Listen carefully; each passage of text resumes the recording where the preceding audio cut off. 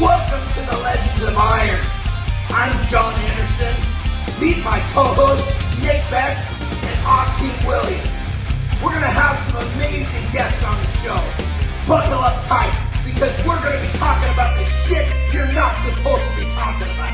We're going to be discussing anything and everything it takes to become a Legend of Iron.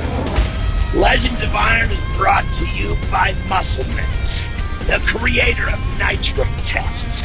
Nitro Test is hands down the most fucking kick-ass pre-workout on the market.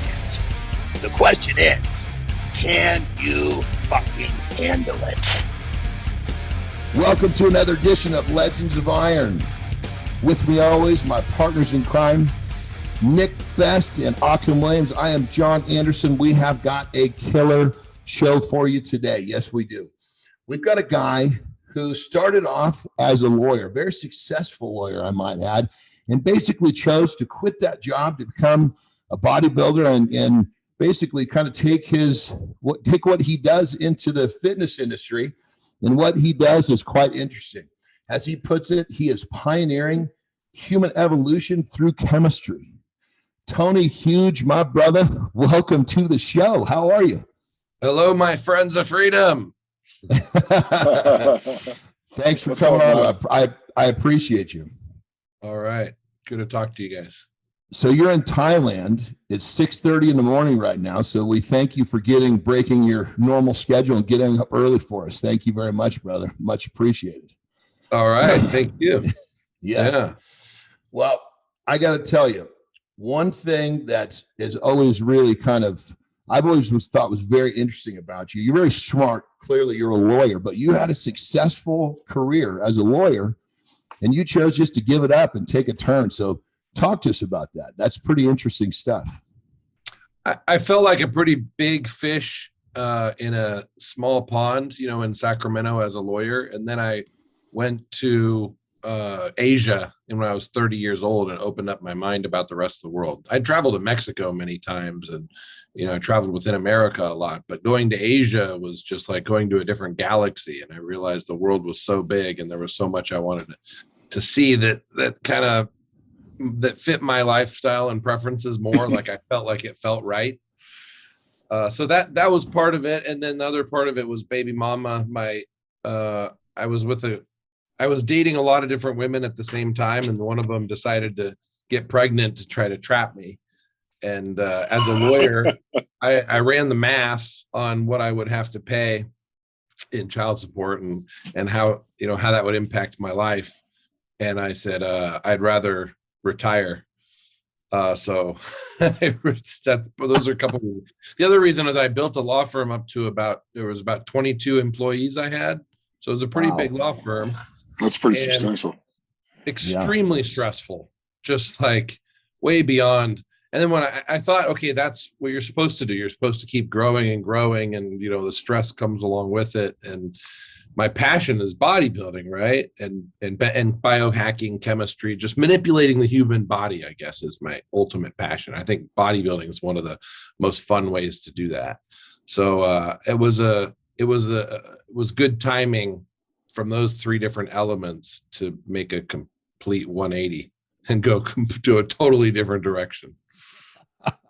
Yeah, wow. I imagine. Hey, one of our hosts here, Nick, he can only do this for a little while. So I'm Nick. If you got a question, I'm gonna let you jump in early because I usually take up too much time in the front of the show. So you got a question, fire away, brother. All right. So like with biohacking and stuff like that, can you explain that to the listeners kind of more what that is? Because I went and had stem cells and that was amazing. I cannot believe the difference that it made for me because it cut my walking around pain in half. And so I'm just wondering what else there is that's out there. Great question. Yeah, the way I look at it is if you took at every element of your life, everything that you do, every feeling you feel, everything you experience, everything can be enhanced. Enhanced. So okay. There's a lot of ways to do it. You can enhance something through mindset. You can enhance something, using something like technology, or you can do it through chemistry. And since our bodies and our minds, everything just runs off chemistry.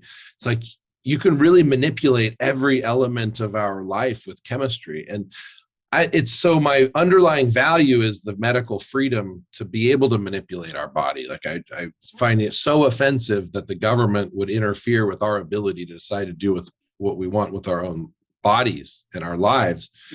And bodybuilding is such a great gateway to teach people that, because once people realize that all the athletes are using something to give them a chemical advantage, and once you kind of put your pinky toe in the pool, you want to put your whole foot, and you want to jump in the pool when it comes to chemistry, when it comes to bodybuilding. And if done right, like bodybuilding chemistry is not that unhealthy. I mean, the benefits, sure, okay, there's risks with it, but the benefits are up here. It's amazing if it's done right. So if I could teach people how to use chemistry to improve their quality of life through bodybuilding, then it opens up their mind to everything else. And then they start questioning everything they thought they knew about chemistry and Western medicine and what's good or what's bad about chemistry, and dropping the taboos and just looking at, hey, how can this stuff improve my quality of life? Yeah.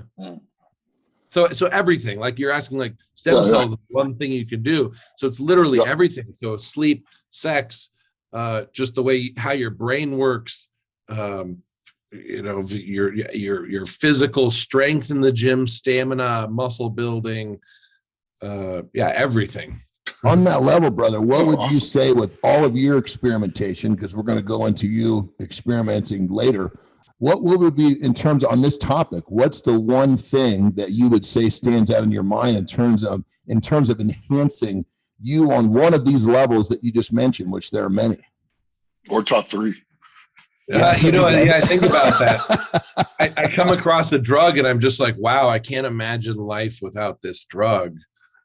Life is so much better with this drug. And there's so many drugs and I haven't even experienced them all. What are the top three? What are the top three? We're dying to know, brother. I think most bodybuilders would say testosterone, right? If you had to pick one drug you could do, it'd be testosterone, because that kind of covers all your bases in bodybuilding. That's a foundation. I'd say from a sleep, anti-anxiety, quality of life, and feeling good perspective, I'd say Xyrem, which is that's the prescription name of GHB. That would be in the top three. And maybe I'd pick like Xyrem, marijuana, and testosterone as a foundation. Not that testosterone is my favorite steroid. It's just that you had to pick one. You want to pick one that kind of covers all the bases. Talk to us about the GHB. I mean, obviously there's, we understand how people use it to party, but you're using things at a different level. You're doing it to enhance a good quality of life, not to go out on the weekend. So talk to us about GHB and how that actually fits into your equation. Yeah. So GHB got a bad name as the date rape drug, but I actually don't think it was ever used for that any more than alcohol. That's for sure. I mean, alcohol is a date rape drug, and that's fine. I think it's part of human evolution. I think the human species evolved, to work with alcohol, but that doesn't mean that alcohol is the best drug. Like, for all the reasons that people want to use alcohol, GHB is so much better, with less side effects, no withdrawals if responsibly used, no dehydration, no toxicity, actually improves quality of sleep instead of decreases quality of sleep. It lasts about 4 hours. So you can get in 4 hours the same amount of value from sleep as if you slept 9 hours. So if someone wanted to be extremely efficient, they could take this and sleep for 4 hours and save an extra 5 hours per day that they could use towards something else. I think the ultimate schedule would be use it to sleep every time 4 hours twice per day. If you're, highly physically active and highly mentally active, then you need sleep, right? But those 8 hours would be like the benefit of sleeping, 12, 13, 14 hours, sleep much deeper, much faster, no wasted time in bed in states of sleep that aren't highly productive. Because there's a big difference between sleeping where you're just sleeping a little bit and you're just kind of resting your mind. And sometimes you don't know. Your sleep quality could really suck and you think you're sleeping, and maybe you feel crappy the next day, but it's a lot more than just that. Like your whole body's not rested. Yeah. So people heal and people prevent disease, and people just feel better and accomplish more when they get really good sleep. And there's nothing that provides better sleep than, like, there's a lot of different sleeping medications to be like, oh, this didn't work for me, that didn't work for me. I've never met anybody that G didn't work for. And so I'm glad it was a recreational drug. And then it became a prescription drug not that long ago. And I was like, as soon as I found out became a prescription drug, I went and got a prescription. Not easy to get a prescription for. That's why a couple reasons I don't talk about it more, even though it's one of my top 3 out of thousands of chemicals, is because it's not that easy to get a prescription for. You kind of have to have a doctor that's a friend that's willing to take a little bit of risk, because with these type of chemicals, yeah, they do have a risk if you overdose and your heart stops or something. I mean, people have that's bad. Right on it. Yeah. Then the doctor's going to get a lawsuit. Yeah. Hey, real quick, Tony, I got to. Oh, I'm sorry, Nick. I thought you were saying you had to go. If you got another question, you're going to stick it out a little more. Let's go, man. I do got to go, but I got a question. You're talking about going to sleep twice for 4 hours in a day. How would you space that out? Well, it's really hard with, modern world and a 9-to-5 type of schedule and all that. But if I was building the ultimate sleep protocol, I'd sleep 4 hours at night and 4 hours in the afternoon, and just, however much time that is in between. So midnight to 4 a.m. and then say like 2 to 6. Yeah, exactly. Or 1 to 5, something like that. Yeah, exactly. Okay. Interesting. I'm gonna have to look into that. A lot of other parts of the world, they do take naps in the afternoon. That's been a part of it's been a part of their civilization. So it's makes a lot of sense. You guys take naps? Do you guys ever nap? I like to. Unfortunately, the schedule doesn't always permit me to. So sometimes when I'm prepping for a competition, sometimes I'll have to do that. Yeah. It can help so much because, like, your appetite, for example, you got to control your appetite for a competition. Mm-hmm. When you get tired, your willpower to stick to the diet's a little worse. Get hungry. Yeah. You take a nap, you wake up refreshed. You don't need to eat. Yeah. You don't feel like eating in the morning, right? So you have 2 mornings that you don't need to eat. You just feel productive and you have energy. So it's really awesome. That's crazy, and that's really good information, brother. I think Nick is gonna put that on his to-do list, man. Yeah, I'm putting that on my to-do list, and unfortunately, I got a bolt. Yeah, right on, brother. I so want to be part of this and listen to more of this. I got a bazillion questions to ask. Well, just so you know, Tony is definitely a 2-part guy, so we're going to have to get him on a second episode for sure. So, cool. Well, Tony, I'm going to write down a list of stuff I got to ask you questions about, because this is fascinating. And this is the type of stuff I really want to get into. But unfortunately, I got to run. Yeah, do your thing, you guys brother. have a great day. All right, take it easy. Right on. So that's really interesting, Tony, that GHB, I mean, obviously my own personal perception was completely skewed. I imagine most people's, just like myself. What about you, Ak? Did you have the same idea that I did, that it was just kind of a party drug? Yeah. That's what I've always known it as, And I didn't know you could just use it toward the benefit of getting good night's sleep and stuff like that. I could replace it with my ZMA. So you said testosterone, you said GHB, and what was the last one? Was it marijuana? Marijuana. Okay, so how does that one? Tell us what would be your protocol for use of marijuana in terms of being productive? Well, I'd start with what not to do with it, which is to be on it all the time. Okay. If you're on it all the time and that becomes your reality, I do think productivity goes down. I think, it kind of shifts your perspective of reality and interferes with memory. So just like any drug, if you use it responsibly and not all the time and don't build up a tolerance, then it's amazing. So I think one of the most important things we can do for quality of life and to be able to make good decisions is to shift our perspective. You're looking at your life and a problem through a narrow lens. And if you can broaden that and see your life or your decision that you think about making from a different angle, you have so much more information then to make a good decision, and creativity goes way up. For me, gratitude goes up. So marijuana makes me really appreciative of everything. So sometimes I don't say negative things, and most of the people around me say I'm one of the most positive people I ever met. But I have the dark side in my head that's kind of complaining about things, the voice in my head, and sees the pessimistic side of things, and I don't like that. And marijuana just makes me feel optimistic and positive, and see the silver lining in things.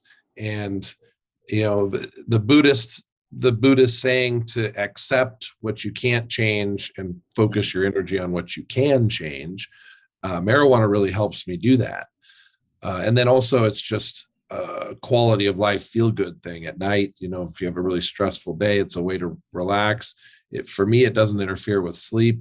It helps my sleep, and everything feels better on it. I mean, sex on marijuana is so good because it feels sort of new. Like if I have sex without marijuana, it feels sort of repetitive. And then if I'm on marijuana, it feels like the new feeling again. Like the first time, if you think back to the first time you had sex, especially if it's new and exciting. If you can redo your first time every time with a little weed, I think anybody's going to be in favor of that. Yeah. But not everybody has an amazing experience with these drugs the first time. It takes experimentation. So, for me to say I love G, and then someone goes out and has G and they have too much and they pass out and they throw up or something, they're gonna be like, oh, this is a terrible drug. Yeah. Well, because you have to approach all these drugs carefully. And anytime I try a new drug, I start with a really low dosage to the point I can't even feel it. That's just a safety test, tolerance test. And then I increase the dosage very slowly, every time I use it, just a little bit more. And then I do want to feel what an overdose feels like. Then I do push it to the limit, understanding that I don't always want to go there, but I need to know where that threshold is. Yeah. Well, your sweet spot's what you're looking for, but you want to know what a little too little is and a little too much is. And if you can document those points, you can get to your sweet spot a lot more efficiently. Yes. So my perspective on this has completely changed. I mean, when I was a lawyer, I was extremely anti-drugs. I mean, I was to the point where I didn't publicly say this, but I felt the world would be better off if we just gathered all the people who did drugs together and executed them. And then the world would be a more productive place. What a change of perspective, my brother. Holy smokes. Yeah. He's on the other side of the fence now. That's why. Yeah. And part of what I think I'm doing is trying to raise awareness for this other perspective of using drugs to enhance our quality of life when used responsibly. Because I had a girlfriend that was doing marijuana and benzodiazepines when I was younger, and I abused her verbally and emotionally so much for it because I thought that was the right thing. I thought I had to fix her. And later now I understand, and I feel so remorseful for it. I want to go back and apologize to her about it. It's like part of the reason I want to be an advocate for drugs, the responsible use of drugs, is to make up for maybe the damage I did to some people in society being so anti-drugs before. And when I talk to people that are anti-drugs, I totally understand the perspective. Like I wasn't always a advocate of drugs. I was against drugs. So now when I talk to someone and they say something like against drugs are bad, natural this and natural that, I'm like, okay, I totally get what you're coming from. If you spend enough time with me, you will join me on the other side of the fence. It's a matter of information. You don't have the information or experience yet, like I didn't back then. Yeah. One of the things that obviously you've kind of touched on a little bit with experimenting with, say, a new drug and finding out the right amount that makes it good for you and productivity. Talk to us a little bit about, you're very open with, basically experimenting on yourself, which obviously far better to do it to yourself than somebody else. So, but talk to us about, if you had to say, of all the experiments that you've done, obviously I'm sure there's multiple different types of drugs you experimented with. What was the biggest breakthrough moment when you, with an experimentation of, say, something new or manipulating the body? Like in your mind, what's that? Holy shit, look at this. So because I was so anti-marijuana, like that was the drug I thought was the worst. I thought that, you know, my dad was extremely anti-drugs. My dad wouldn't even drink alcohol, right? So I got some of that from him. And my mom was all about natural everything, anti-Western medicine. You know, she saw pharmaceutical drugs the same as recreational drugs. Drugs are drugs, drugs are bad, right? So that's how I was raised. Yeah, so there was a lot of epiphanies along the way where I went, wow, drugs aren't that bad. Wow, drugs could be extremely helpful. I think one that kind of shocked me was melanotan, to be able to inject myself with a peptide that at the time I couldn't find any side effects. I still never had a side effect from it that's relevant. So can you just, for the listeners, kind of explain what that is and what it's supposed to do? Yeah, it's a peptide injected with just a little insulin needle like this. That one's handy right there. Yeah, one tiny little drop of insulin needle on an insulin needle, and then my skin color gets darker. See, like I like to have the darker skin because the shadows on the muscles look better, right? Like just like the bodybuilding stage. Yeah. And to me, I always felt like tan skin is like healthy. It's funny because I'm in Asia right now where everybody wants to have the whitest skin possible.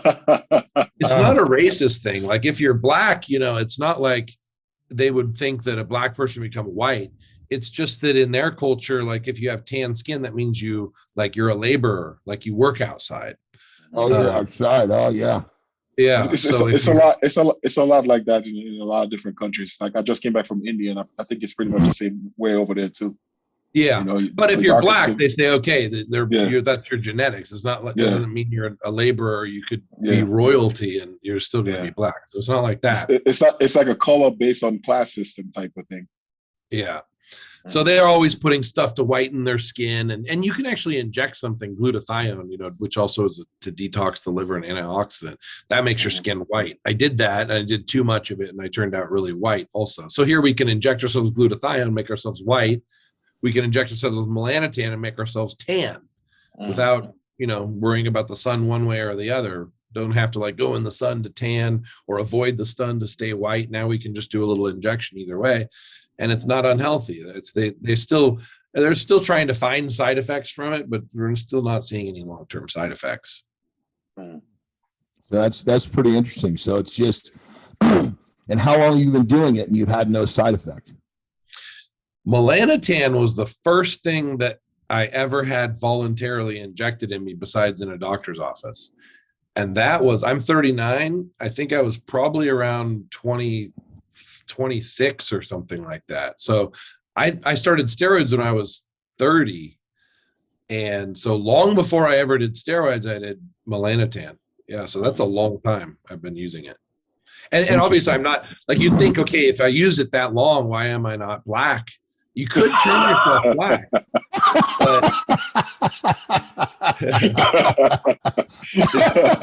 I have friends that their skin is black from melanotan. You can do it, right? But it's all a matter of how much you take. So if I just take like a little bit of maintenance, like a tiny little amount like that every once in a while, it just keeps me tan. You know, if I were taking like a lot of like that all the time and I was going in the sun, I would be black. So you can kind of choose your skin color. It's kind of interesting, you know, because you're talking about a drug like that, and yet they say the tanning beds are so bad for you, but they don't do more research into something like that, right?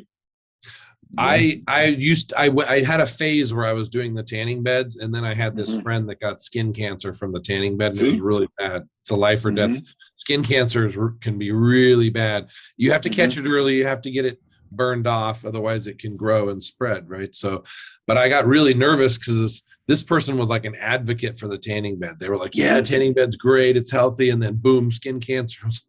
I'm like, there's got to be a better way. I don't want to end up like that. So melanotan's much safer. So even the people who try to, you know, get rid of this our availability of this chemistry, they'll try to say, oh, the potential side effects of melanotan.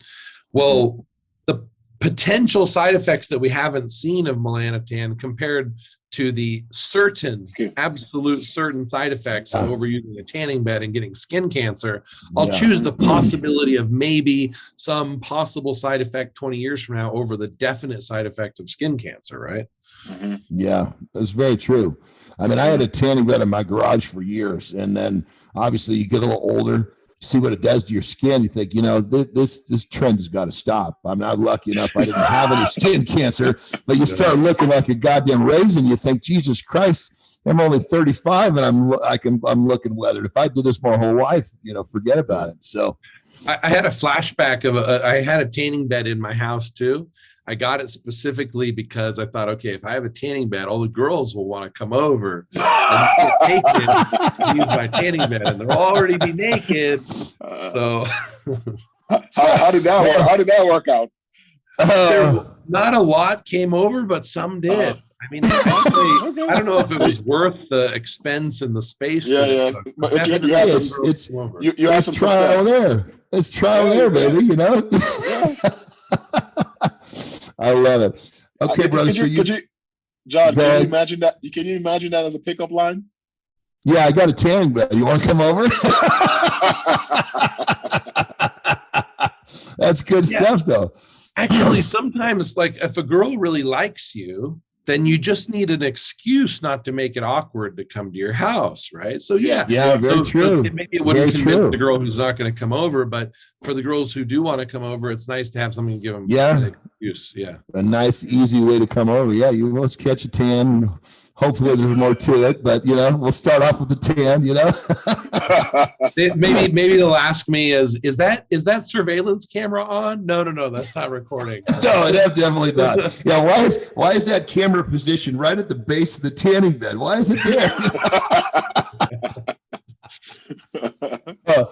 Okay, brother. So you gave us the one side of the fence, melanotan. Forgive me if I pronounced that wrong. Let's go to the other side of the fence. What's been an experimentation that went the wrong direction? Talk to us about the worst one. I mean, there's a lot of them. So there's a lot of ones that got me excited about chemistry and changed my mind about chemistry. Marijuana was another one. But then what went really bad was when I was injecting site enhancement, hyaluronic acid, derma filler, like synthol type approach. And they use a chemical in it to create a reaction that causes the molecules to chain together so that they last much, much longer in the muscle. So you can inject it once every 6 months instead of once every 3 days. It's called cross-linking. So they put this chemical in, like BDDO, or there's a bunch of different chemicals they can use, and they have to put the chemical in, cross-link it, and then pull the chemical out. Well, this manufacturer didn't pull the chemical out. So it still had this cross-linking chemical in it. I mean, nobody told me that. I just know from my research that that's what happened. So we inject this, and I mean, it feels like you're going to die for days. It's very toxic to the body. So what's interesting is feel like you're going to die. It just made you feel terrible. Yeah, your whole body's aching with inflammation, and you just feel sick, and just lay in bed and drink a lot of water and try to flush it out. Oof. Yeah, that doesn't sound very pleasing. Yeah. I mean, this is one of the type of things where you buy it from China because that's where everything's made. And a lot of times you buy stuff from China, raw powders, whatever, everything's fine. Everything's great. And once in a while you get something that goes really bad. So then you're reminded that, that's what that whole, people like made in the USA, not made in China type thing. Yeah, there we go. Well, I'm going to shift gears a little bit because I've seen more than one female cross behind you in the camera there. So let's kind of let's change gears to your position, how you live your life in terms of relationships. That's probably the most interesting, unique thing about And I think the way I deal with relationships is I took this approach where I'm just going to do what I want without regard with what society thinks about it. So and I in America, I had I had one girl, I would have one girlfriend and then just like drama and fighting, and or the girl didn't want to do what I wanted to do, or I felt like, okay, she's a 10 in some ways, but she really sucks in other ways. So I'm kind of settling. So I thought, okay, maybe I need more than one girlfriend. And that evolved into, as a lawyer, I would have 7 girlfriends. So there was a different girlfriend for every night. And not every girl is okay with this, right? But you're dating and you figure out who's okay with what. And as a lawyer, I was really busy, and the girls valued my time so much that they were okay with 1 day per week. Plus, it made me work really hard to please them. So I'm like, okay, gotcha. I know I'm not going to spend a lot of time with them, so I have to make sure the time they're with me has to be spectacular. That's what I was going to tell you. I was going to ask you. That get expensive really fast. Well, I didn't have a lot of time. Expensive, yeah. Okay, later it does. The girls are good, right? At first, now I realize, like in Thailand, when I pay $30 for a girl, I'm thinking, wow, I saved so much money, because if not, and it becomes a girlfriend, it's going to cost me way more later. And a lot of people understand that, Yeah. So backing up, just so the viewers know, in America, these were females that were coming because they're interested in you. You weren't paying them to come over every night, or were they pay to order females? No, I wasn't paying for girls in the US. I mean, I did start using Craigslist and all that to fill some gaps, but then they took that section off of Craigslist, and it got a little bit harder, and then it went to Backpage. So yeah, I explored that a little bit, but the girls in the US that are for hire, they're either extremely expensive and they look good, but they also they're also not really giving you the girlfriend experience. It's still just kind of like a job, or they're not that good and they're less expensive, but like pretty trashy. So that's okay. That's okay sometimes. I like to party with that every once in a while back then, but not like a regular thing. But in Thailand, it's different. In Thailand, I was going to say, I want to hear about Thailand. I've heard you talk about that in the past, so now we're kind of going to the current life of Tony Huge with the ladies, correct? Yeah. So back then it was a different girl every night, and some of them make a lot of money, and some of them, heck, they spoil me, and some of them they don't have less money, so I spoil them. So had nothing to do with money, just dating. And then fast forward to Thailand, my dream was to have a polygamous relationship where I have me and 2 other girls or more, but I think 2 is all I can really handle full time. And everybody lives together and everybody's a team, and that way I get my variety and I don't feel pressure on satisfying them, because hopefully they both have some lesbian in them too, so they satisfy each other. But then, dealing with women's emotions, dealing with one woman's emotion, even, you're married and you learn that woman, you worked around, you still got to deal with these emotional, when she's on her period or menopause, or just the women's mind is so emotional, they think less logical. So like, imagine dealing with a whole bunch of those all at the same time that have girlfriend status. So that's what I'm always dealing with. So this right here, this was baby mama 1. This is the one that trapped me, and I'm still with her, right? I always loved her.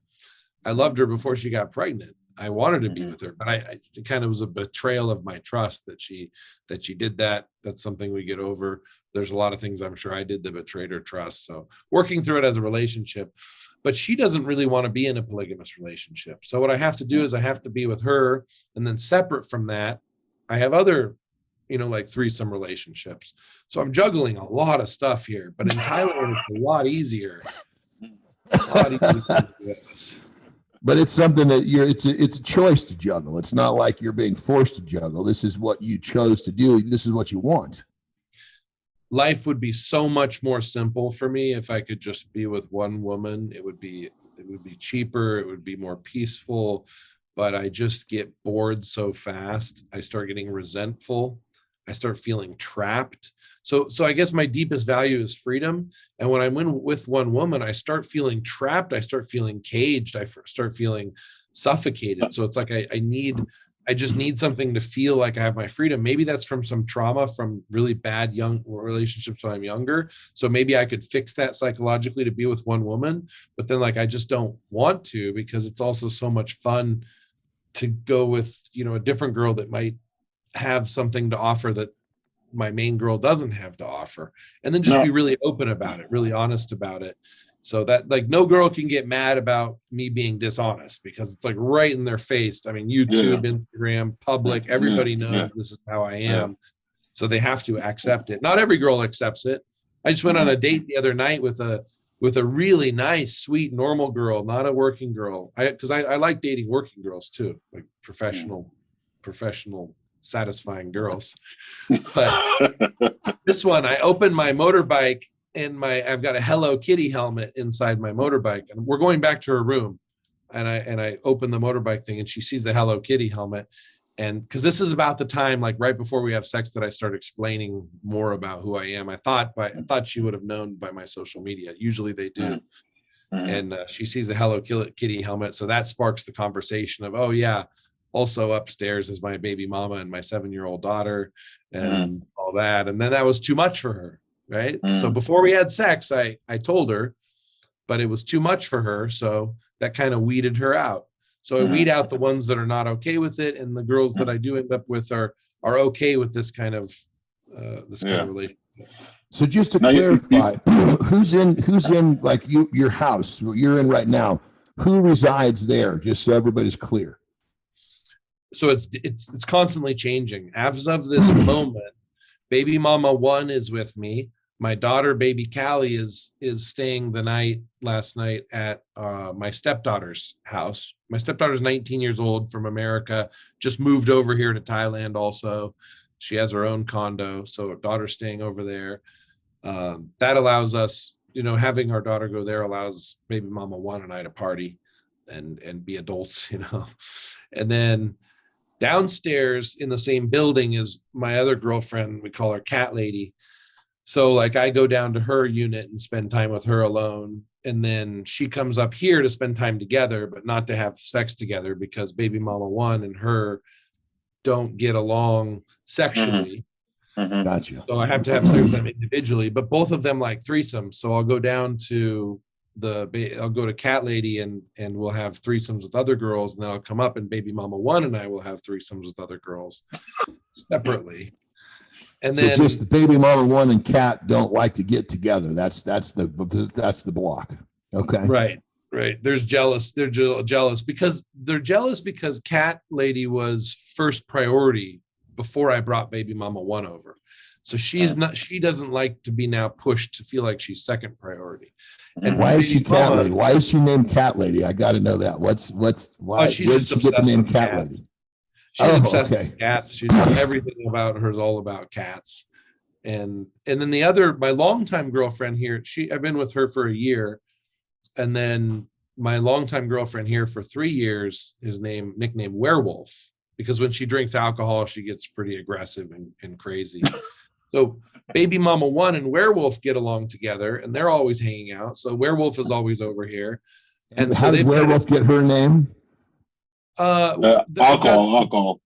Yeah, she drinks the alcohol and then she gets pretty aggressive, and she knows MMA. And I've got this door in my condo that is like the solid wood door that's impenetrable. I mean, I could not break this door down if my life depended on it. And yet she almost broke this door down because she thought I was inside with another girl, and there's claw marks. They're literally her fingernails have claw marks in the door, like something out of a movie. So that's where the werewolf. And you could hear her, where you could hear her trying to get through the door. What is that correct? What are you thinking when you hear this? Fear for my life. You're thinking, son of a bitch, that door better hold up, huh? Yeah. Remember when we had these lockdowns in Thailand? We had these lockdowns for the virus stuff, and I was stuck with her. Like this is a hard thing in Thailand. Most people live in very small condos. So imagine like you're stuck in the condo on a lockdown with a person you're in a relationship with, which you normally don't spend that much time alone with, and you're stuck. because in Thailand, like a lot of the rest of the world, you don't spend that much time in your home. You're home and you sleep there, and then everything else you do outside. So now all of a sudden you're forced to be in this little condo with someone, and it caused a lot of interesting, like a lot of people broke up with each other as soon as they got out of lockdown. That's for sure. I mean, how do you break up with someone when you have lockdown? How are you going to find another mate? Otherwise you're going to be alone during lockdown, right? True. Yeah, very true. So Thailand, why Thailand? Obviously, there's a whole lot of, we've been talking about some of the elements, just the culture of females, but there's probably, there's probably a multitude of reasons. You seem to, you always have multiple reasons behind your choice making, it seems. Yeah, the feeling of freedom is number one. I mean, it is a military dictatorship. This is not really a democracy in Thailand. So you'd think that there'd be a lot less freedom. But just like Vietnam also is a communist country, there's actually more freedom in the US. It's just because the government doesn't feel the need to interfere with every little thing in your daily life.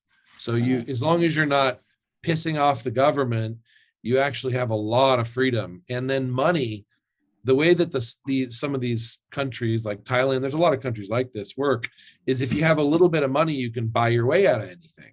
And it's just separated. It's like you have the high society, the people have money, the people who don't. The people who don't are kind of like slaves for the people who do. And that's just how it is. It's a class system. And as a foreigner, you come to Thailand, you don't really fit in the class system, which is amazing. You can kind of go to high society, you can kind of hang out with peasants, and you can get the best of both. And personally, I like hanging out with the low, like not the high society people, because they have more fun. And brother, we have a vacation house in Mexico, and when we go out to dinner, I like going to the little places where it's just, it's a family run this little restaurant. I mean, it's like, I know what you mean. There's the different classes, the lower there's a lot more. I mean, talk about just being a down to earth person, because you strip away all of the shit that we think is necessary, which is really not. They're looking at what life is really about, which is supporting themselves and feeding their kids, and it's a much different experience. Yeah, it's so real. So I like hanging out with the lower side of society, but I like to have the power of the higher society, so that that I have the most amount of freedom. So you can do that in Thailand and many, many other countries. America is more of the unique, is more of the rare style of country. So I could have gone a lot of places for that. The other thing in Thailand is the infrastructure. Like the internet is, I think it's rated the fastest internet in the world. So like my cell phone internet is insanely fast and reliable. No and shit. You can run your whole entire house internet off of just one cell phone. That's how fast it is. Isn't it crazy how in modern day society, especially in America, your speed of Wi-Fi is almost some sort of status? It's fucking crazy. We just got the Starlink from Elon Musk, and everybody in the neighborhood is like, oh my God, it's like, oh, we got fast internet. Like that's some sort of a status symbol. But I mean, I swear to God, it's really goofy. I mean, it's like, having fast internet makes it puts you're connected to things faster. And in, the way that we live now, everything's got to be fast. So internet is one of those things, having a fast internet connection. It's crazy how people get turned on by this. It's when I have slow internet, it feels like being in traffic. You go to work and spend an hour to go what should take 10 minutes. That's what slow internet feels like. So Mexico is one of my top 5 favorite countries. I could definitely live in Mexico if a couple things were changed. But the internet in Mexico, last time I went, it's gotten worse. It was so bad. So like I couldn't work or be productive. Well, you know what they're doing, brother? You go into these, like where we are, you have these little private companies coming in, and they're making this wicked fast internet for a very small space. They put a tower up, and you have this thing on your roof that shoots right to the tower, and it's just bam, bam, bam.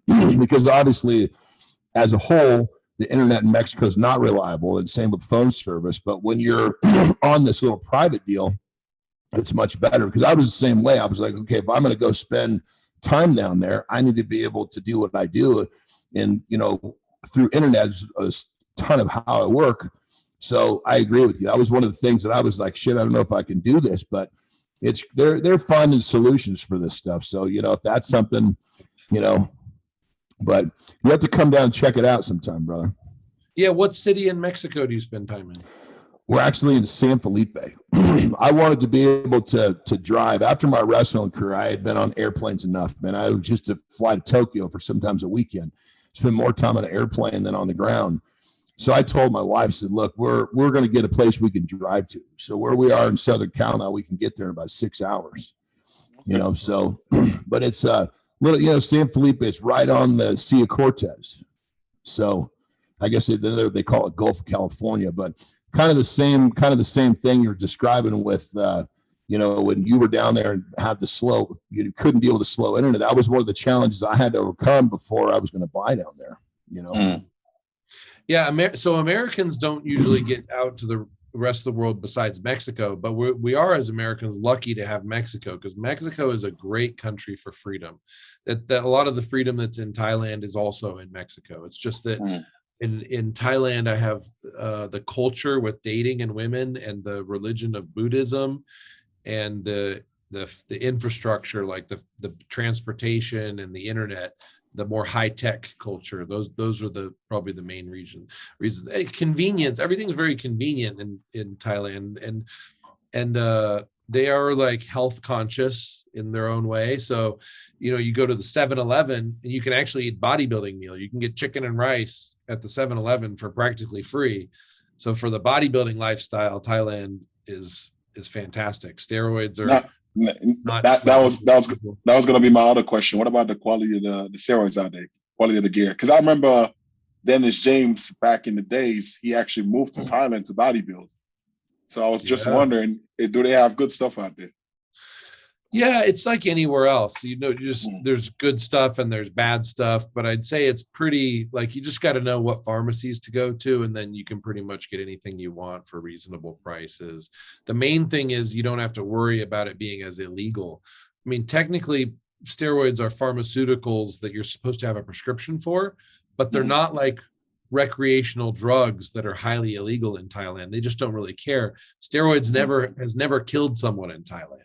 You know, there's never been a serious side effect of steroids in Thailand that has required the government to crack down. So they're just treated like every other pharmaceutical. Gotcha. Yeah. Yeah, we had Chris Bell on the show not too long ago. I know you know Chris very well, and he was going through some of the studies and whatnot. Obviously, that film Bigger, Faster, Stronger. He was kind of letting us know how, you know, America is, you know, they really demonized the whole use of, especially now with, you know, testosterone replacement clinics are popping up everywhere. But it wasn't very long ago. It was the most demonized thing that was known, you know, seems like of all was going on in America. That was what they were. Oh, that was always the fall. That was always if there was a problem, it was because of that, you know? Yeah. So. Yeah, I mean, the real reason, I think, is that testosterone fixes so many health problems that we have. I mean, as we age, our testosterone decreases, but also I think there's something suspicious in America decreasing people's testosterone levels to the point where it's causing illness. But just the food alone, just the processed food and the fast food alone is just crushing people's endocrine systems. Yeah. You know? So when they take testosterone, all of a sudden it cures them of like 5 diseases that they're experiencing, whether like depression, you know, sleep problems, motivation problems, you know, muscle wasting, fat gain. Like there's so many things that come from low testosterone. That's like a foundational thing. One of the first things to look at is your hormone balance. And so if you fix that, then people don't need all these other pharmaceutical medications that are 1,000x markup. So testosterone is a serious threat to the rest of the pharmaceutical industry. Some people could say, well, testosterone is a pharmaceutical also, but it's a cheap pharmaceutical. It's not 1,000x markup. It's not patented anymore. So that it does compete with the expensive pharmaceuticals. Well, on that level, talk to us, and forgive me if I'm incorrect, but I believe you've got a clinic, a hormone replacement therapy clinic, correct? Well, I've got a lot of stuff going on, but as of right now, I don't have a clinic. I had Tony Huge Labs before, had a gym before, had a lot of stuff. Right now, I'm focusing more on like supplement development, experimenting with the peptides, a lot of international stuff. I'm in the very beginning stages of working on another clinic, building a clinic here in Thailand, which would be like a hormone replacement, anti-aging, like a really high-tech clinic. Forgive me, clinic may have been the wrong term, but it's from, obviously checking out everything you're doing. It looks like you've got a place where you can actually help people with this stuff. So forgive the term clinic, but you've been really active in helping people with this whole thing that we're talking about with testosterone replacement, which inevitably is curing all sorts of other issues, Right. Yeah. So I don't do coaching, and I don't really have clients like that, but I just help a lot of people. And then each person I help is someone I learned from, because then they become sort of a guinea pig. Not that I'm experimenting on people who aren't willing to be experimented on with, risks and all of that. But I get to see how these chemicals react with their body, and then I get to learn from that. So I learn from my own experimentation, and then when I'm interacting with other people or helping other people, I get to learn how their bodies react too. Because each of our bodies can react a little bit different. So to really understand the chemical itself, I got to know how other people's bodies react as well. Yeah. So I do like the rapid transformations where it's hard to do over the internet, but if I'm with someone in person and they're like, I want to build as much muscle as fast as possible, then I like doing really fast blasts, which is kind of the opposite of the rest of bodybuilding is usually like a slower, safer approach. I like try to build as much muscle as fast as possible. Yeah. I've heard you and I think it was on Mark Bell's podcast, you had explained how it was almost like a series of light switches. You were basically throwing switches. You turn a switch on, it gives you a certain effect. You turn a switch off, it gives you a different effect. Talk to us. That was a really interesting way to put it. Talk to us a little bit about that. So I think of, two different components then. One is the anabolic matrix. That's just a name I gave this list of anabolic pathways, like androgen receptor with things like testosterone and growth hormone. It would be the next pathway, and insulin, the next pathway, inflammation, myostatin. So the point of that demonstrative tool is that I felt like my friends that were bodybuilders were taking too much steroids on the androgen receptor, but they weren't giving enough attention to HGH. Or if they started taking HGH, they weren't taking insulin. And it's like, if they could just put a little bit of attention to these other pathways that are becoming their limiting factors, they could bring their dosages so much further down, or they could keep all the dosages high and just grow really fast with no limiting factors. I thought the biggest misconception in bodybuilding when people using steroids is that steroids were it, when there's so many other different pathways and things that work together with steroids. I mean, steroids is a foundation. It is hard to build muscle without adequate testosterone, as an example. But then at a certain point, you take more steroids and it doesn't really do more. But then you start adding these other things in and it starts to do more. So that's one element. The switches thing is different. That's more like each hormone is like a switch in your cell. And I like to switch the cell one way, and then I like to switch it the other way. So I call it pendulum theory. So the real world practice of this would be, instead of doing 8 weeks of bulking, I would like to do like 1 week of bulking and then shift to cutting. And that way we resensitize to the bulking, our myostatin comes down, our body stops resisting us. The same like carb cycling, except for I do that with like the steroids and the chemistry and everything else is like kind of fits along with the carb cycling approach. What are your views on when it comes to basically cycling on and off steroids? Because nowadays you have a new group of so-called bodybuilders that don't get off at all. I think it's like a new trend right now that they're so scared of losing their gains that they would literally stay on cycle all year round. What are your views on that? Back in America, everybody was all about cycling because they're saying, okay, I'm going to get muscle, then I'm going to focus on health, or I'm going to get muscle and then I'm going to desensitize to it and then I'm going to come off.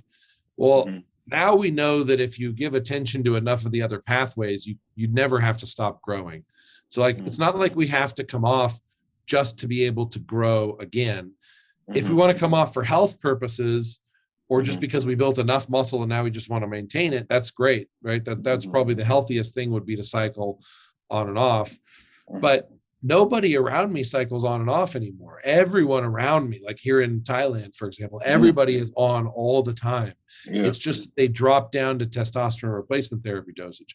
Nobody wants to go through PCT, because PCT is like just lost time. Again, it's fine, especially if you're going to come off for a long period of time. It's worth doing that transition period of PCT. But I think what most people were doing is like they're going on cycle, then they're going on PCT, and then they're going right back on cycle. It's like if you just stayed on TRT, you would never have that drop, and you'd maintain steady blood levels of testosterone at the healthy levels, and you can still detox yourself coming down to TRT. So that's the theory. Gotcha. Well, one of the things that I've always thought that was really great about you, brother, as if people that don't know you and listen to you talk, they could kind of hear little blips and what people say, just think you're some sort of a mad scientist. But in actuality, all of what you're doing is really to make this more efficient and safer with the use of all this stuff, which I think that's missed. Obviously, people need to take the time to listen to what you have to say. And then it's a lot more meaningful, not just somebody that's, constantly injecting themselves with different things to see what happens. It's all for the purpose of making it a more effective, but more importantly, a safer journey, And when the public, right? I get a lot of hate from the public that I'm advocating drugs and I'm getting kids on steroids and all this stuff. But the people around me who get the full story, not just a soundbite, they all end up adopting all of these philosophies, because it just makes sense and it's healthy. The drawback of what I do is it's a little bit more complicated. So it's much easier to follow a cycle where you do the same thing for 8 weeks. Your diet, your training, everything's consistent, so you can really see how your body reacts. You know what to expect. So there's definitely a place for that. I don't disagree with that approach. It's just that, I think if we are willing to put a little bit more attention to it and experiment a little bit, I think we can do it faster and even safer. But it does take more attention. You have to, it takes more thinking.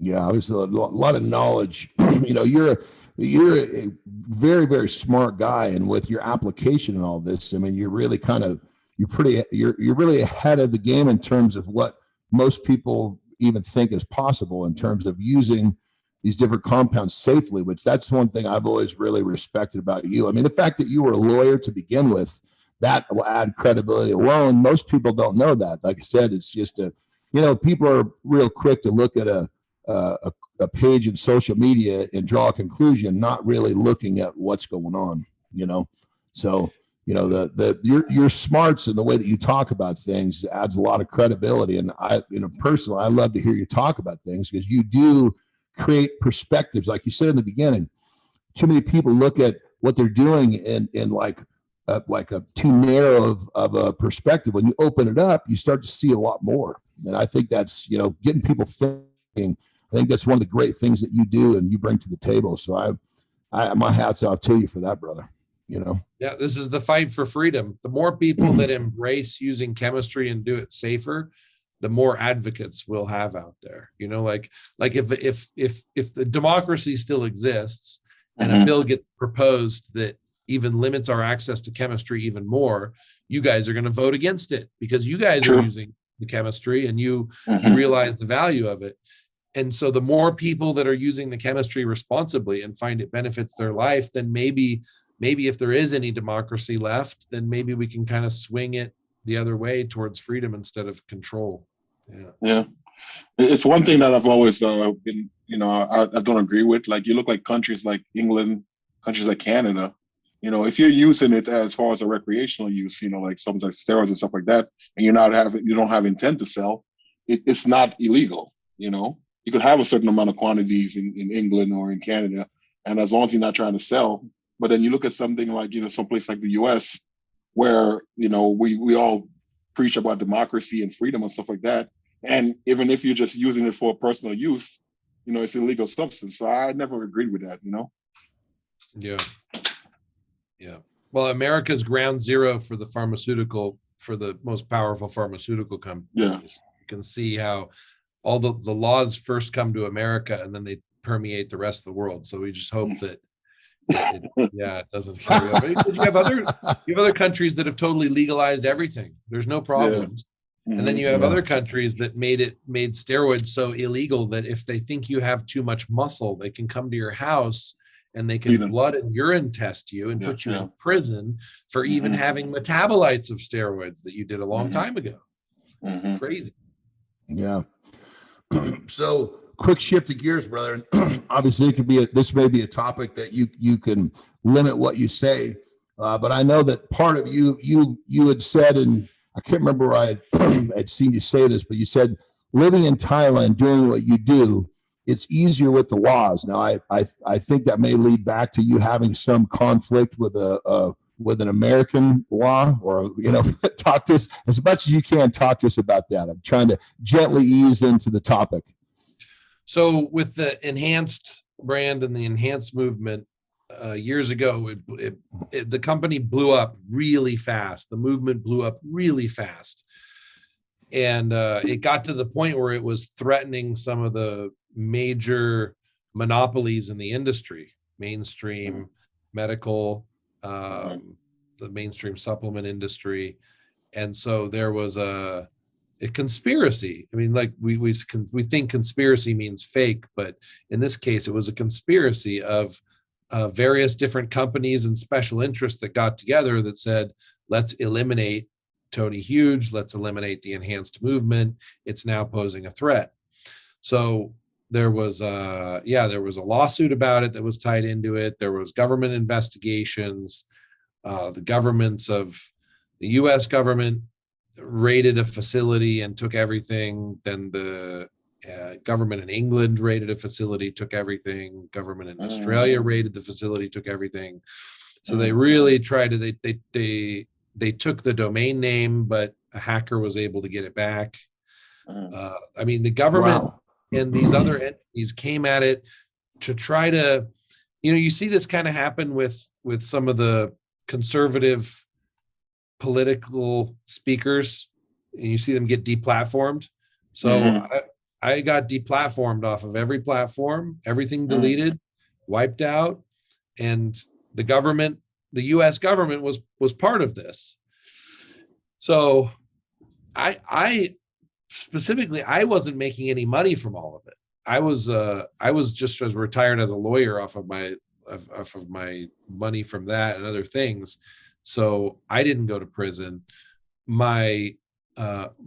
A friend of mine, and who was the CEO of Enhanced, went to prison for 2 years. He's out now. So yeah, they came at it pretty hard, and a lot of people warned me too when everything was growing so fast. They warned, like, you are a serious threat to certain monopolies, and they will take you out. Like, and I thought maybe there was going to be an opportunity to fight in the public eye and win the public over. I thought maybe it was going to be a media battle that I could win. So I didn't realize back to you and free. This is going back to freedom for you, literally. Yeah, I didn't realize they were going to freeze my bank accounts and take the social media accounts, take the website. I mean, life now is transitioning to a digital world. If the government can come in and eliminate you digitally, that's pretty much like killing you in a way. I mean, especially as we shift to the metaverse. Imagine in the metaverse, you know, right now your feet are maybe like 20% in technology, 80% out. Imagine as the metaverse transitions and you're 80% in the technology and 20% out. If they wipe out your technology, they've wiped out 80% of your life. They've 80% murdered you. The government has that power with the flip of a switch. That's where we're going. So I experienced all that to further. People just can't even imagine the power that these entities have over you. Yeah. So that's what happened. Now I'm not fleeing from, I'm not there's no criminal case against me, or there's no civil case against me. There's no reason I can't be in America. The problem is, if I'm in America, then I catch the interest of all these different entities because I'm sort of directly competing with them again. If I'm outside of America, I'm just less of a concern. Like I know that I can't take on these guys head on anymore. All I can do is try to help educate people and make people aware of how it works. And this is like a Larry Flint of the fitness world, brother. yeah. Same thing. Right. Because literally, you're fighting for the freedom of what you feel that you should be able to do, and obviously, if the powers that be don't like that, they do everything they can to derail you. And obviously, you were hoping that you could take it to a public forum, and obviously it didn't work out. But that's crazy. That's this whole thing for you literally boils down to freedom. 100%. This is really inspiring, brother. Yeah, you can't. You'd think, like, why can't we just take this to a public forum? Why can't we just debate these things in the mainstream media? But if you look at what's happening right now with the virus, you can't debate that. You can't question that. I tried. I got censored with that also. I would have loved to been an advocate and really help bring all of the actual scientific information forward instead of the politics for that situation. But I went down that path a little bit and I got censored again. So they deleted my Instagram. My Instagram had 150,000 subscribers, and I was just speaking facts about the virus and still about steroids and chemistry in general, but I'm just talking facts. And they took my Instagram. That was like 6 months ago now. So I had to build the new Instagram you see right now it was a backup account. I've had backup accounts for everything. So I shift to a backup account, but I get up to 100,000, 150,000 subscribers on any one platform.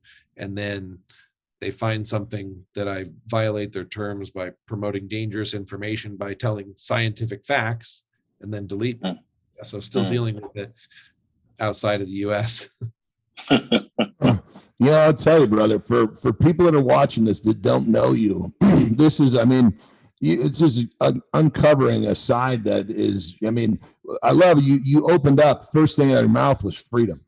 And it's been this whole conversation, if you look deep enough, is going back to a person's freedom to do as they choose, which is, like I said, pretty inspiring. Granted, your platform has been obviously pretty racy and it gets you a lot of heat, but anybody that brings something, to the forefront that's against the powers that be, that's the way it's going to be. It's it's inspiring to see someone fighting the fight and fighting for what they believe in, even when it's uphill. I think it's interesting that you still keep going. You haven't quit, because most people get into a situation like that, they stay away. Yeah, that's it. I try. I wake up in the morning and I'm like, do I really need to do? Can I just be a private person and just enjoy life? Yeah. But I see what's happening.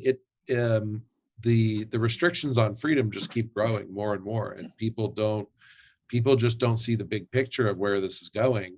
They're focused on like putting food on the table and satisfying their needs and the pleasure of that day, and they're not realizing, like, behind the scenes, what society's going to be in 10 years. It's not going to be a pretty place.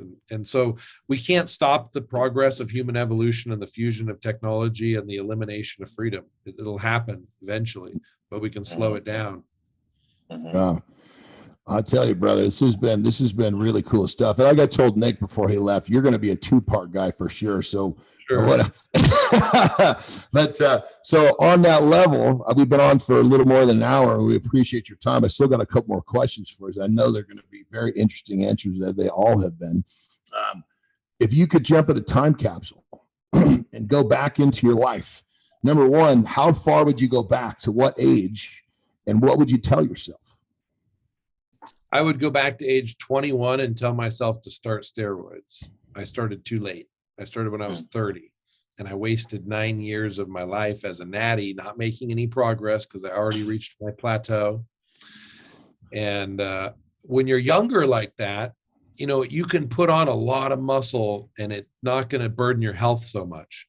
Now I'm 39 years old and I'm thinking, you know, I was 236 pounds before. No, I've never amassed muscle, but that's pretty big. I mean, I was, you know, bodybuilder big. And I worry that if I do that again, like my heart can't handle it, you know, and that my body just can't handle it. I'm only 218 right now. Right. But I just worry that I missed my opportunity to get massive. I would have loved to have gotten massive when I'm younger. And not just that, but just to make progress and not be wasting my time in the gym. So like, there's a lot of people out there saying, you know, people shouldn't start steroids until much, much later. And kind of like, we have to say that, right? We because of the way society is, we have to say stuff like that. But the truth is, for me personally, I wish I started younger and I wish I got huge when I was younger. Not that I had to maintain it all the time, but I wish I would check that off my box, like get to 250 pounds at 8% body fat and like a real bodybuilder, 5'10" back then, while I could, while you're younger and while it's easier. Yeah. Would there been any discussion with you and the young version of yourself about your fight for freedom?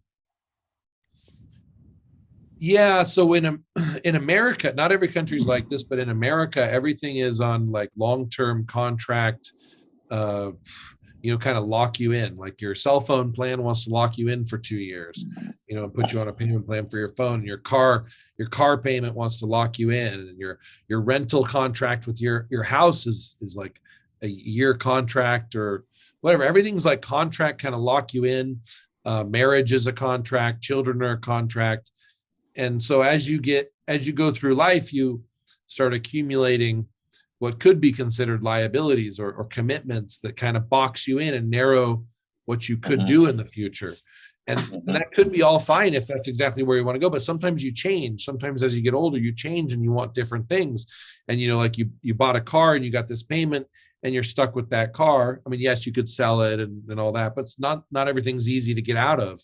So it would have been advising myself to be really careful what I commit myself to, like really think, is that something that even as I change and as I get older, is that something I'm going to want to be involved with, especially when it comes to like marriage and children and things like that. Although I was good. I didn't get married and I didn't have children until accidentally later after I had my career and all that, but just other commitments, just anything that was a commitment along the way.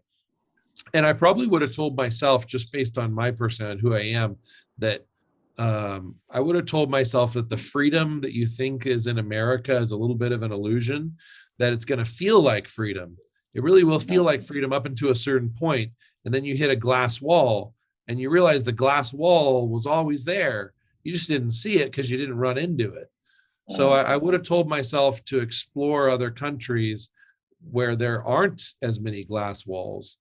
And see if I could be happy in another country, if that'd be more conducive to, and also with relationships. Like the American culture for relationships just isn't for me. There's a lot of other countries that I like the style of relationships. Thailand is just one of them. But I would have told myself to go experience relationships in other places, not try so hard to fight an uphill battle looking for the right type of relationship for me in America, when the right type of relationship for me is like easy, low-hanging fruit in so many other places. So I think just because we're born into one culture doesn't mean that's necessarily the optimal culture for us to thrive in. So I would have told myself to experience more cultures so that I could decide at a younger age before I made a lot of long-term commitments in America. Because once I decided when I was 30 years old also that I started feeling like, wow, maybe I would want to live somewhere else. I was like, wow, I've got a house, I've got boats, jet skis, cars, motorcycles, commitments, a law firm with thousands of clients, employees that depend on me. Like it took me 3 years of work to be able to just shed the obligations to move. 3 years, right? So that's my advice to freedom. Yeah. That's interesting because it's very true. You know, we tie ourselves into commitments that are, you know, it's not easy to just pick up and make a change or pick up and go somewhere if that's what you want to do. Right. So, yeah, very, very interesting perspective. I love it. I love it. So clearly you're making a big impact on the world for sure. I mean, goodness, the stuff that you just explained to us is kind of mind blowing. What do you want to leave behind when Tony Huge is gone? What is it that you want to be remembered for? I think it's really rewarding to me when, I mean, some people would think this is a terrible thing, but it's really rewarding to me when someone comes up to me and said, like, I did my first steroid cycle because of you, and it's the best choice I ever made. You know, that type of So, I mean, I don't want people's health in jeopardy, and I don't want people to get hurt and all that. But just the truth is that most people aren't allowed to say, because of sponsorships, because of community, because of the internet, they're not allowed to say stuff like this. But I'll say that, you know, behind the scenes, when I talk to bodybuilders, and not just bodybuilders, but people who use steroids or chemistry to enhance their quality of life, they're all just they all just wish they knew about it earlier. They wish they knew how to use it properly earlier. It's been a tremendous benefit to their life. And some people want to keep it a secret because they don't want other people to know what their secret is, that thing. And that you have like the fake natties, you know, on Instagram type of stuff, which is hilarious, which is fun and fine. But a lot of people would love to be able to talk openly about it. They just can't because of society and sponsorships and their job and everything else. So I'm grateful that I'm able to, I have nobody controlling me. I can say whatever I want. And I think I almost have a duty to use that, because not a lot of people in that position. I have a duty to use that. And so my legacy would be that I was able to say what a lot of people wanted to say, but couldn't. So I mean, the difference is a lot of people would say it if they could, they just couldn't. I can, so I should, so I do. And so I like to be sort of a hero for those of us who would like to break the taboo against steroids, so that we're not looked at as a negative thing for using it. You know, like the public looking at us bodybuilders and go, oh, steroids, like as a negative thing. Instead be like, steroids, like this guy knows how to manipulate his bodybuilding chemistry. This guy is a pioneer of human evolution. You know, this guy actually created something and challenged nature, you know, superseded nature as a positive thing. Brother, you've had so many interesting things to say. I got a confession to make here. So about 15 minutes ago, I mean, everything you're in the middle of one of your spiels, everyone's going so well. And I mean, it's such great conversation. I had to take a piss, and I had to take a piss so badly. I don't know if you saw that water bottle. I took that bottle and I tried to piss down here in the bottle. And I'd say about half of my piss went on the floor and on my pants, but I'm glad that I did it. Thank God I'm in my fucking garage, because it's cement floor. So good. John, I mean, that may be the greatest compliment I've ever had. Well, you take that because to hear what you were on such a raw. It's like, there's no way I can stop this and say I got to go to the bathroom real quick. So you see me drinking out of that bottle. Well, shit, it's changed colors and it filled itself back up pretty good. You know? Oh wow. Hey, that's worth a lot of money. I think that's some really alcoholic urine right there.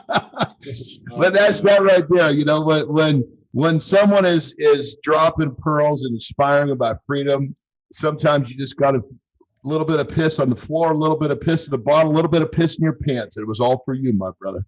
Right. Thank you, John. Amazing compliment. Well, that's going to wrap us up here. John, no, man, you're one of a kind, John. Well, you know, there's something about, you know, you just got to fucking lay it on the line, because look, we all fucking pee. We've all pissed in our pants. I've pissed in my pants more times than I can count from the time I was born until hell, I'm 50 years old, and I just pissed in my pants again trying to piss in a bottle. But it's facts, you know. Everybody. So like that situation just fits so good in with how you talk to about like being hardcore and taking life and getting it done. It's like, you gotta piss in a bottle, then you piss in a bottle. I mean, I was thinking to myself, God, I was just gonna try to leak a little bit out just to relieve some pressure, and it was like, fuck, man, I can't stop it. You know, it's coming. You gotta go, John. You gotta go, right?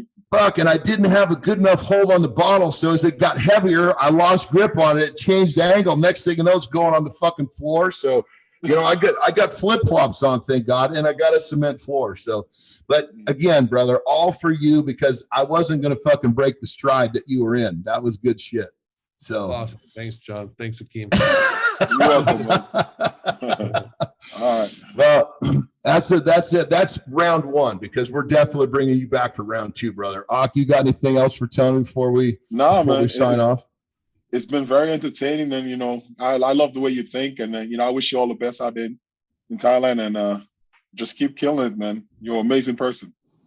Yeah. All right. Thanks, guys. Look forward to and talking. On that level, you know, everybody that's watching, you know, really hear his message. I mean, this is a guy who's fighting for freedom, not just his own. He's fighting for everyone's freedom. And that, you know, that speaks about a person's character. Look at all the trouble he's gone through, and he's still fighting the fight. So for that, my brother, my hat is off to you. I can't wait to have you back.